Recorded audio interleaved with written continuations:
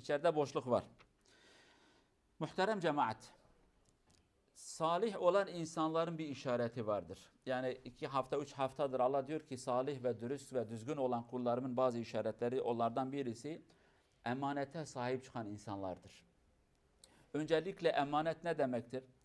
Emanet, Allah Azze ve Celle kainatı yaratırken bütün varlıklara dedi ki kim emaneti benden ister? Emanet şudur: kime akıl vereyim, özgürlük seçme hakkı vereyim. Ve hatta kim diyor ki Allah'ım bana akıl falan verme, ben istediğini yapacağım, ben sana teslim olurum.